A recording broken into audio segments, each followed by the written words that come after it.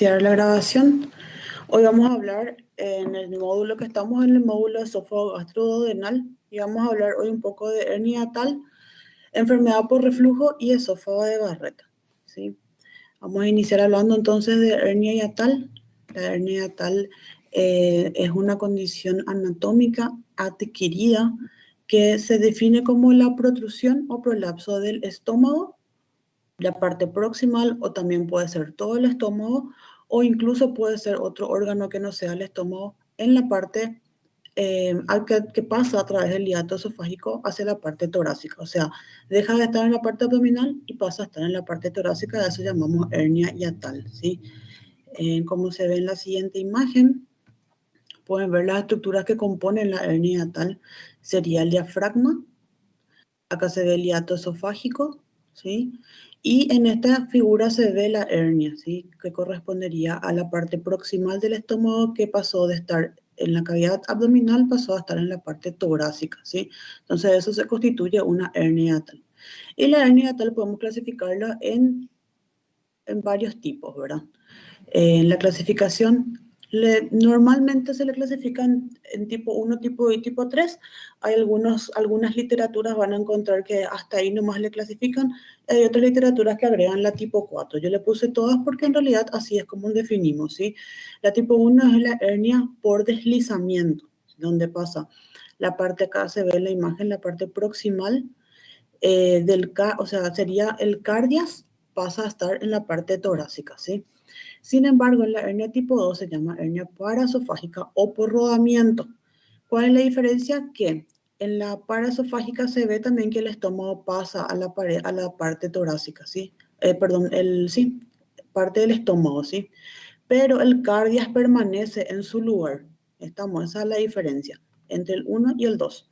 Que en el 1 el cardias pasa a estar en la parte torácica y en el tipo 2 el cardias permanece en su lugar, pero parte del estómago igual se hernia. ¿Estamos? Y el tipo 3 sería una hernia mixta o combinada, es decir, que tanto la parte del fondo gástrico pasa a la parte torácica como también el cardias.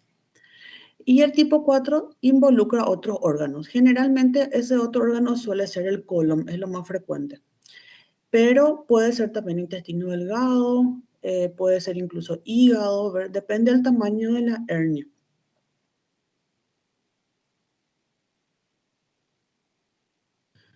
Se presenta frecuentemente entre la cuarta y la sexta década de la vida, es cuando suele ser sintomático, pero muchas veces suele ser también asintomático, es decir, hay pacientes que tienen hernias hiatales, pero no se percatan de esto durante toda su vida, ¿verdad? Ahora, lo que sí se percatan, vamos a ver después cómo suelen ser los síntomas. Y la hernia más común es la hernia tipo 1, la que es por deslizamiento. La paraesofágica es la que le sigue en frecuencia y la mixta es casi infrecuente, o incluso puede ser que, por ejemplo, pase de un tipo 1 a un tipo 3 con el correr del tiempo, si es que la hernia se empieza a agrandar más, por ejemplo, ¿verdad? Y en la tipo 4 es la menos frecuente de todas.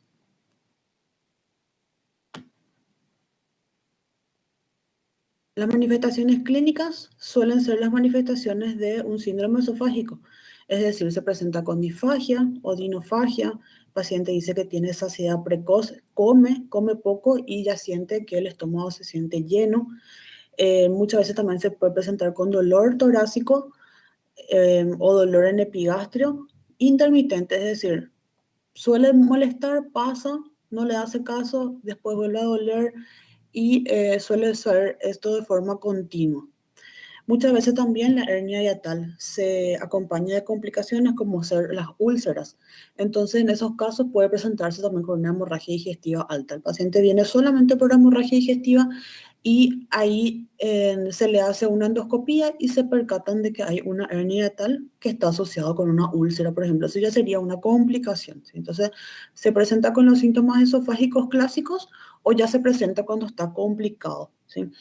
También hay síntomas respiratorios eh, que pueden asociarse Esto más bien vamos a ver después cuando hablemos del reflujo gastroesofágico, porque la hernia hiatal también se asocia a reflujo gastroesofágico.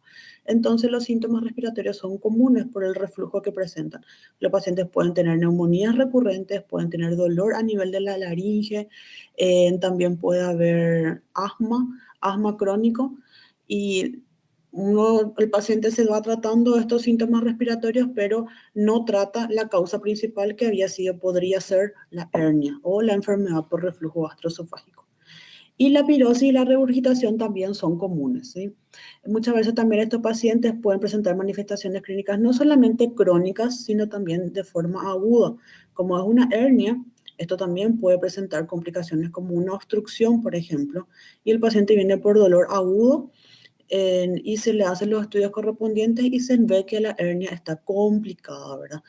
No suele ser frecuente la complicación de una hernia tal, pero hay que tener en cuenta que sí podría pasar.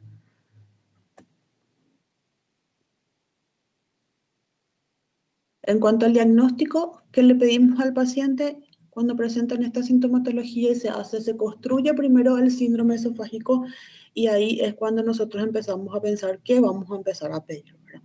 Eh, Iniciamos con una radiografía de tórax, nos sirve bastante. El esofagograma, una radiografía contrastada con vario también nos sirve mucho. La endoscopia digestiva alta hay que pedirlo siempre porque puede estar asociado, como le dije antes, a la enfermedad por reflujo. Y la tomografía también nos puede ayudar para hacer el diagnóstico. Les voy a mostrar a continuación unas imágenes de cómo se presentaría cuando hay una hernia. Acá lo que se muestra en la radiografía, esta es una radiografía simple. Siempre cuando van a pedir radiografía de tórax, tienen que pedir tanto la incidencia posterior como también la incidencia lateral. Porque en esta no se demarca muy bien, pero se nota que hay un nivel hidroaéreo acá, detrás de la silueta cardíaca, ¿sí? Eso ya nos demuestra que hay nivel hidroaéreo donde no tiene que haber, o sea que este nivel hidroaéreo nosotros teníamos que haber visto acá más o menos, no sé si se ve el puntero que estoy usando, es ahí donde se tendría que ver por debajo del diafragma. Pero nosotros vemos que esto se encuentra ahora detrás de la silueta cardíaca. Pero no muchas veces eh, se ve de esta forma cuando pedimos una radiografía posterior anterior, porque depende mucho de la técnica que se utilizó para hacer la radiografía. Entonces, por eso es que es importante pedir también la radiografía lateral de tórax. Y ahí es cuando también se ve y se ve mucho mejor que en la posterior anterior, como pueden ver, el nivel hidroaéreo que se encuentra por encima del diafragma en la cavidad torácica. Entonces, eso ya es muy sugestivo de una hernia hiatal. En la siguiente imagen se ve también una radiografía lateral. Como pueden ver, acá se ve mucho mejor el nivel hidroaéreo. Esto corresponde al fondo gástrico que se encuentra en la cavidad torácica. Acá con esto es muy difícil de decir si es una hernia tipo 1 o tipo 2, ¿verdad? Pero si nosotros vemos un nivel hidroaéreo así tan importante, probablemente esto sea un paraesofágico. Porque cuando es por deslizamiento muchas veces no presenta este nivel que se ve acá. El siguiente estudio que pedimos es el esofagograma y acá sí nos puede dar una mejor información de qué tipo de hernia es, ¿verdad? Porque ya vemos con el contraste cómo se pinta bien el esófago y el estómago. Acá se ve que esto es un esófago normal o incluso, perdón, este es un tipo 1. Acá se ve que esto es la cúpula diafragmática y por encima de esto que se ve acá como una incisura es el cardias que está por encima del diafragma que acá. Vamos. Acá se ve que lo mismo pasa, pero en este caso ya pasó también del fondo gástrico a pasar a ser parte de la cavidad torácica. Y acá es evidente, ¿verdad? Ya es casi todo está teñido por arriba, entonces es muy evidente la hernia. Entonces el esofagograma es súper importante por eso para pedir. Acá está marcado la misma imagen, pero con las estructuras denominadas, ¿sí? Este es el esófago, acá se ve la unión gastroesofágica que le dije que se ve ahí la incisura y en la hernia que está por encima. Este sería un tipo 1, ¿verdad? Porque el cardias está por encima del diafragma. Acá también se ve que el cardias, en este caso el cardias está en el lugar original, está bien la unión gastroesofágica, solamente está al fondo, entonces esto sería un tipo 2. Sin embargo, acá se ve que la unión gastroesofágica y el fondo gástrico ambos están por encima del diafragma, entonces sería un tipo 3. La endoscopia digestiva también es importante y hay veces que hace el diagnóstico. ¿Cómo se hace el diagnóstico de la endoscopia digestiva? Y muchas veces se hace en retroflexión. ¿Qué significa eso? Que cuando mete el endoscopista está haciendo la endoscopia digestiva, mete el endoscopio y con eso muchas veces al inicio no se ve, pero cuando va retirando, ellos van mirando otra vez y al retirar se ve que por encima del borde diafragmático hay pliegues gástricos y ahí con seguridad estamos hablando de una hernia hiatal. Y por sobre todo hay que ver si hay asociación alguna úlcera o algún grado de esofagitis, ¿verdad? Que podría tener el paciente acompañando a la hernia hiatal. Acá se ve una tomografía también, donde se ve lo mismo, con una imagen mucho más nítida de lo que se ve en la radiografía normal, es en esta tomografía, ¿verdad? Que se ve acá súper bien, se delimita el estómago que está por encima del diafragma. Esto es el diafragma, esto es el estómago, y se encuentra en la cavidad torácica, se encuentra comprimiendo el pulmón izquierdo en este caso, ¿verdad? Acá lo mismo en un corte sagital, ¿sí? Esta es otra imagen. Esta imagen está nomás al revés, pero es también una hernia del lado izquierdo que debería estar hacia acá. Y eso. ¿Cuál es el tratamiento? Y el tratamiento depende, ¿sí? Muchas veces el paciente no tiene síntomas ni de reflujo, ni tampoco dolor, no tiene síntomas obstructivos y esos pacientes se manejan de forma conservadora, o sea, se le hace controles, ¿sí? Se le hace controles endoscópicos para ver si no presenta alguna complicación o algo así, ¿verdad? Después están los pacientes que no se dan luego cuenta que tienen, ¿sí? Y luego están los pacientes que tienen hernia paraesofágica. Las hernias paraesofágicas hay que operarlas sí o sí, porque esas son las que tienen mayor riesgo de obstrucción, ¿sí? Y también se asocian más a otro tipo de complicaciones. Después están las hernias que son por deslizamiento tipo 1, por ejemplo, pero que causan muchos síntomas. Entonces ahí hay que proponerle al paciente siempre el tratamiento quirúrgico. ¿Y cuál es el tratamiento quirúrgico que hacemos? Es la reducción de la hernia. Así como cualquier otra hernia se hace el tratamiento de la hernia, del saco, de la pared, ¿verdad? Que en este caso sería el diafragma, y ver si se asocia o no a una cirugía antirreflujo. Entonces, lo que se hace es la reducción de la hernia, ya sea por vía abierta o por vía laparoscópica. Pero actualmente la vía laparoscópica es la que más se recomienda hacer, ¿sí? A su vez, puede tratarse por acceso torácico o por acceso abdominal, pero el que se prefiere es el acceso abdominal si se puede. Entonces, lo que más comúnmente se hace es utilizar la vía laparoscópica abdominal. ¿Estamos? Luego se hace, después de reducir la hernia, es decir, introducir de nuevo lo que debería estar en la cavidad abdominal, se mete otra vez en la cavidad abdominal y ver qué tan grande es el defecto del diafragma, ¿sí? Porque puede ser que el defecto sea pequeño, puede ser que sea grande, entonces ahí hay que hacer una reparación del defecto diafragmático. Y se puede poner, acá no les puse, pero hay que también tener en cuenta que en estos pacientes se pueden utilizar mallas. Depende del cirujano, depende del tipo de hernia y depende de qué tan grande sea el defecto diafragmático para usar la malla. Estas prótesis son de un tipo especial para cada tipo de hernia. ¿Estamos? Ya sea si vamos a reparar por vía abdominal, se usa un tipo de hernia, generalmente son, perdón, un tipo de malla, generalmente son mallas biológicas.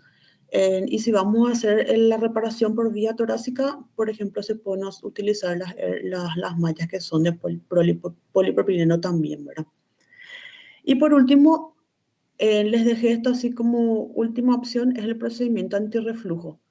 ¿Por qué? Porque hay literaturas en las que hablan de que el procedimiento antirreflujo debe realizarse sí o sí en todos los pacientes con hernia hiatal y hay otros artículos donde dice que depende del cirujano. ¿Estamos? Hay muchos artículos que hablan de que le favorece al paciente más todavía para que no haya recidiva de los síntomas, por sobre todo, pero otros dicen que no hay ninguna significancia. Entonces, tener en cuenta que el procedimiento antirreflujo, o sea, la funduplicatura, que le voy a explicar más adelante cuando hablemos de ERGE, em, también se tiene que tener en cuenta al realizar la reparación de una hernia hiatal.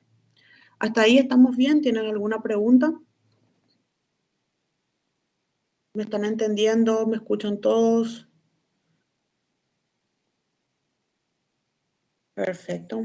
Creo que todo es bueno. Em, Acá les muestro cómo estaba antes de la cirugía, ¿sí? La hernia estaba acá deslizada hacia arriba, de un tipo 1. Y esto es después de la cirugía, ¿verdad? Ya se redujo, se metió otra vez. Lo que tendría que estar en la cavidad abdominal se mete otra vez adentro y se repara esto. Acá sería, este es el defecto de la pared que aparentemente esto estaba más grande, por eso permitía que el estómago vaya hacia arriba, ¿verdad? Entonces eso se repara y después se hace la funduplicatura, ¿sí? La funduplicatura es como está en la siguiente imagen. Se agarra el fondo gástrico y eso se hace como si fuera que se envuelve por encima del cardias. Y hay tres tipos de funduplicaturas que les voy a mostrar más adelante también, ¿sí? Donde esto es el mecanismo antirreflujo que se utiliza para evitar que el paciente tenga recidiva de los síntomas.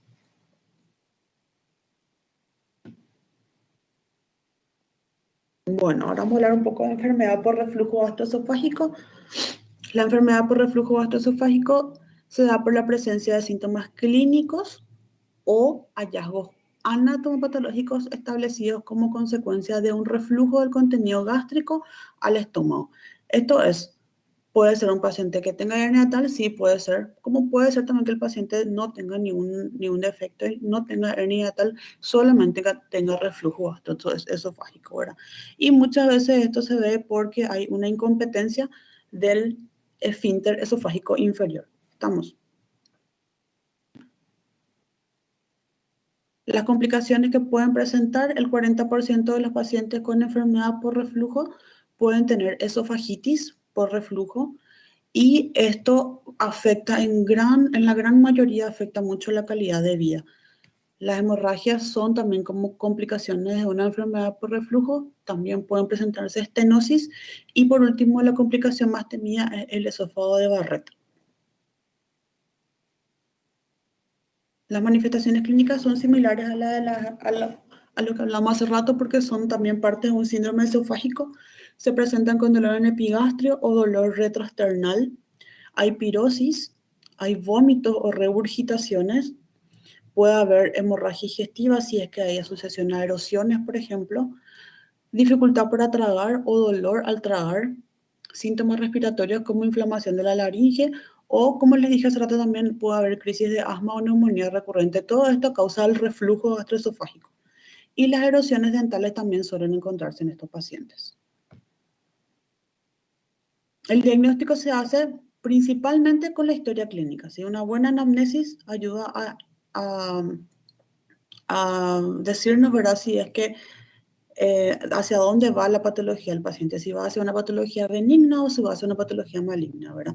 Esto es benigno, entonces la historia es así clásica, un paciente que viene por dolor retroesternal o con regurgitación, pérdida de peso porque el paciente cada vez que come regurgita todo, tiene pirosis, y suele ser una historia un poco de una larga data, no es una historia aguda la que tiene el paciente.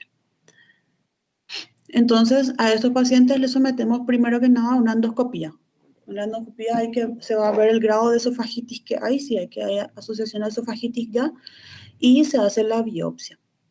Se le ayuda al diagnóstico también a hacer la manometría esofágica. ¿Por qué? Porque con esto vamos a ver si es que hay alguna disfunción del esfínter esofágico inferior, que es lo que hace que muchas veces ocurra el reflujo, y también la pH-metría de 24 horas. Esta pH-metría de 24 horas es la más importante más o menos prácticamente en esta patología, porque acá se va a ver que el pH que se encuentra en el esófago probablemente sea un pH no compatible con el esófago, sino más bien con el estómago porque hay reflujo. Entonces eso nos va a hacer nos va a dar la certeza, nos va a certificar el diagnóstico de una enfermedad por reflujo.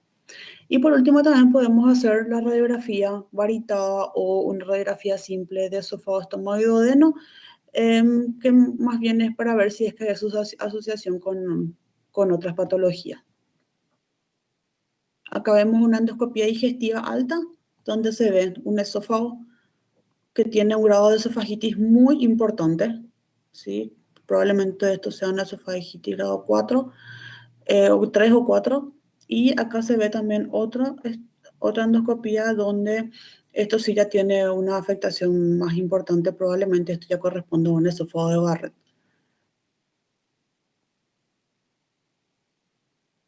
Les puse acá dos clasificaciones muy importantes que tienen que saber sí o sí, que es tema de examen y que les va a ayudar mucho porque cuando ustedes manden a hacerle una endoscopía a un paciente que ustedes sospechan que tiene enfermedad por reflujo, el endoscopista o el gastroenterólogo va a hacer el informe de la endoscopía y le va a decir, por ejemplo, este paciente tiene una esofagitis grado 3 según la clasificación de Savary-Miller, ¿verdad? O, después le muestro la otra, que es esta, por ejemplo, dice, es una esofagitis grado C de Los Ángeles. Entonces ustedes tienen que saber ya de qué está hablando, ¿verdad? No les va a explicar ahí qué es lo que tiene. Entonces, la clasificación de Savary-Miller es una clasificación para esofagitis, la severidad de la esofagitis. Acá les detallo bien para que ustedes, les voy a dejar esto para que vean. Tienen que leer que el grado 1 hay una lesión única, en el grado 2 la lesión no circular, en el grado 3 la lesión es circular, erosiva o exudativa, en el grado 4 hay lesiones crónicas, ya sean úlceras, estenosis, puede ser que el esófago ya sea corto, o que tenga algún grado de asociación con lesiones de tipo 1 al 3. Y en el grado 5 ya hablamos de un epitelio de Barrett. En Saranis puede ser.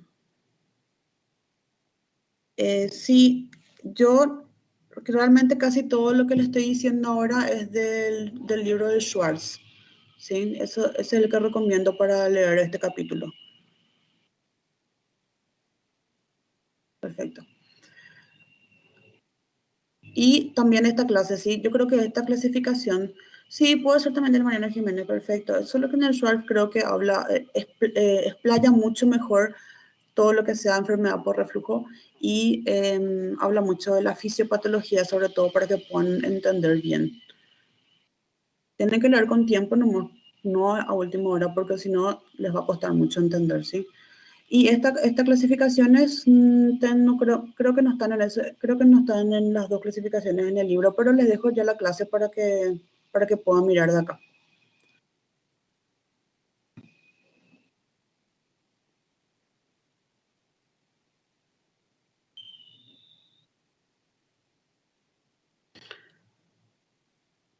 Bueno, acá les muestro, esta es la clasificación de Savary-Miller, pero con unas imágenes endoscópicas, ¿sí? Acá se ve el grado 1, una lesión única, el grado 2 ya tiene varias lesiones, el grado 3 también con un poco de exudado, ¿sí? El grado 4 acá se nota que hay una estenosis porque ven que acá está bien circunscrito todavía, sin embargo acá ya se ve que hay una disminución del calibre del esófago y acá en el grado 5 ya se ve un esófago de Barrett, una metaplasia intestinal. La clasificación de Los Ángeles, como le expliqué antes, es una clasificación también de severidad de la esofagitis y los clasifica del grado A, B, C y D según lo que se encuentre en la endoscopía. ¿Sí? Las dos clasificaciones son de severidad de la esofagitis y las dos son clasificaciones endoscópicas. El tratamiento lo podemos clasificar en tres formas. En medidas generales que el paciente pueda realizar, en medidas farmacológicas, que al comienzo es lo que se hace tomar medidas farmacológicas, y por último el tratamiento quirúrgico. ¿Sí? Entonces el tratamiento de medidas generales, esto hay que explicarlo muy bien al paciente porque todo esto puede mejorar bastante los síntomas, acompañado, claro, casi siempre de algo farmacológico. El manejo de la funcionalidad y el estrés, hay que explicar al paciente que el estrés puede asociarse mucho a los síntomas que pueda presentar. La modificación de los hábitos, evitar grandes volúmenes de comida y no acostarse inmediatamente después de comer, porque si tiene ya enfermedad por reflujo, obviamente eso va a agravar más los síntomas. Evitar o disminuir ingesta de grasa, frituras, chocolate, café y cigarrillo, también alcohol. Evitar el uso de algunos medicamentos, acá les cité algunos de ellos que son las benzodiazepinas, los AINES, algunos broncodilatadores, anticonceptivos orales y bloqueadores de calcio. Son todos fármacos que podrían agravar los síntomas. Hay que decirle al paciente que si presenta síntomas cuando está recostado, que tiene que elevar un poco la cabecera de la cama para aliviarlo más y sobre todo bajar de peso. ¿Por qué? Porque el aumento de la presión intraabdominal, si uno tiene mucho peso, la obesidad hace que haya aumento de la presión intraabdominal y esto también agrava los síntomas. El tratamiento médico se da con medidas farmacológicas. Yo acá les marqué, acá habla de bloqueantes, H2, ranitidina, famotidina, ¿verdad? Que son actualmente casi ya no se usan. Pero les marqué acá en verde lo que sí se usa, que son los inhibidores de la bomba de protones. Hay bastantes estudios respecto a esto y es lo que ahora se usa a nivel mundial, ¿verdad? O sea, todo lo que son omeprazol, lansoprazol, deslansoprazol, ¿verdad? Esos son los medicamentos que están aprobados para el tratamiento de la enfermedad por reflujo y que muchas veces con esto el paciente ya presenta una mejoría muy significativa de los síntomas, incluso evitando muchas veces que los pacientes se sometan a alguna cirugía. Y otros medicamentos que podrían ayudar a aliviar los síntomas son los proquinetics, como el cisapride y la metoclopramida, y también los protectores de la mucosa, como el sucralfato, ¿sí? Pero lo más importante que quiero que se acuerden es los inhibidores de la bomba de protones, porque esto realmente hizo que haya una disminución muy significativa de la tasa de pacientes que se someten a cirugía. Entonces, en los pacientes que no, ¿en quiénes vamos a hacer el tratamiento quirúrgico entonces? Si es que el omeprazol funciona tan bien, vamos a hacer tratamiento quirúrgico en aquellos pacientes en que tienen mejoría de los síntomas, pero suspenden su medicamento y vuelven a tener los síntomas. Entonces, que ya son entonces dependientes de ese tipo de drogas o de los que son dependientes de las drogas y que cada vez van aumentando y requiriendo más y más dosis, ¿sí? Ya no solamente utiliza una pastilla al día, ya usa dos, después ya empieza a tener más y más requerimientos de medicamentos, entonces en estos pacientes hay que decirle que probablemente la cirugía es lo que les va a ayudar. En pacientes también con enfermedad persistente que no pasa con la medicación, en pacientes que son jóvenes y que prácticamente van a tener que tomar de por vida la medicación, también se les puede proponer tratamiento quirúrgico. En aquellos pacientes que tengan el esfínter esofágico incompetente, esto se hace, el diagnóstico se suele hacer por manometría, por eso es que es importante pedirle la manometría al paciente. En los síntomas, en los pacientes que tengan síntomas laringios o respiratorios, en los que tengan alteraciones de la motilidad esofágica atribuidas a la ansiedad, a la enfermedad por reflujo, en los que tienen reflujo mixto, ya sea ácido y también tienen reflujo biliar, y en los pacientes que tienen asociado también una hernia hiatal. Hernia hiatal más hernia, cirugía. ¿Estamos? ¿Y cuál es el tratamiento quirúrgico que vamos a hacer? La cirugía antirreflujo. ¿Sí? La cirugía antirreflujo es lo que yo solo le hablé, la funduplicatura, ¿sí? Y hay, los más conocidos son estos que les muestro acá, ¿sí? La cirugía de Nissen, la cirugía de Toupet y la cirugía de Dor. En la siguiente imagen les muestro más o menos cómo es, como les había explicado anteriormente. Lo que se hace es utilizar el fondo gástrico rodeando el cardias y ahí se hace como una sutura alrededor. Entonces, de esta forma, esto es el mecanismo antirreflujo que se utiliza. ¿Por qué decimos la diferencia entre los grados? Allá, en la diapositiva anterior les mostré, por ejemplo, cirugía de Nissen 360 grados, dice, ¿verdad? Cirugía de Toupet 270. Bueno, eso se debe a el grado en que tanto se utiliza el fondo gástrico para utilizar como el mecanismo de válvula. Acá se utilizó 360 grados. En este se utilizó 270. Ven que no llega, la sutura no llega como este, en el medio mismo. Estamos, no es que se da toda la vuelta. Y el otro es de 180 grados, que es el de door.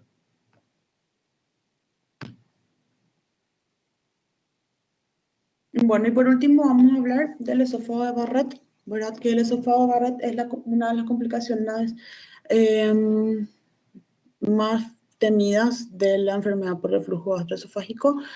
Se da es una condición que se adquiere donde el epitelio escamoso, estratificado, como se ve acá, rosadito, lindo, que recubre el esófago, es reemplazado por un epitelio columnar de células caliciformes y esto es lo que se llama metaplasia intestinal, ¿verdad? Adquiere entonces eh, el epitelio del intestino, o sea, del duodeno sería, ¿verdad? ¿Por qué? Porque como hay paso de contenido gástrico al esófago, entonces esto empieza a adquirir ese epitelio, ¿sí? Y el esófago de Barrett surge en 10 al 15% de los individuos con enfermedad por reflujo gastrointestinal y corresponde a la fase terminal de esta enfermedad, ¿sí? O sea, corresponde a la fase final de la esofagitis. Y las complicaciones son varias. Cuando ya se hace el diagnóstico de enfermedad de esófago de Barrett, el paciente tiene que tener, para empezar, luego controles endoscópicos cada 6 meses a un año, ¿sí? ¿Por qué? Porque las complicaciones que pueden tener son varias. Entre ellas son las úlceras, que pueden también, como las úlceras duodenales, se convierten también estas esofágicas como si fuera que son úlceras duodenales. Entonces también se pueden perforar y también pueden sangrar. También pueden presentar estenosis y esto es lo más importante de todo, es que pueden convertirse en adenocarcinoma, ¿sí? No es frecuente, pero sí es frecuente en los pacientes con enfermedad por reflujo gastrointestinal. Entonces, por esto es que hay que hacer los controles endoscópicos estandarizados para detectar precozmente si es que hay alguna conversión a adenocarcinoma. Y por supuesto, las complicaciones respiratorias también son múltiples. El tratamiento, el tratamiento es básicamente inhibidores de la bomba de protones y la cirugía antirreflujo. Eso es lo que básicamente se les ofrece a estos pacientes y de acuerdo a cómo van mejorando los síntomas, se ve si es que es necesario alguna otra intervención quirúrgica o ir agregándole otros medicamentos, ¿verdad? Pero estos dos son las bases del tratamiento de la enfermedad por reflujo. Eso es todo, chicos. Si tienen alguna pregunta, por favor, voy a responder ahora. Quiero que lean del capítulo del Schwartz, como le dije. Pueden también leer el Mariano Jiménez, no hay problema con eso.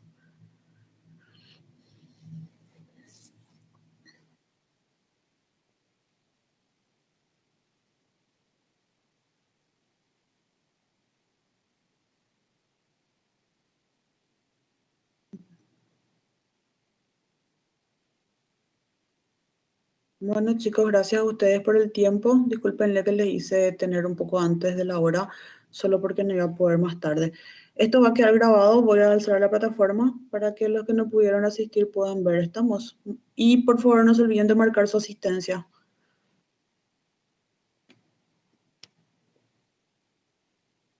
Gracias a ustedes por la atención. Que tengan una buena tarde.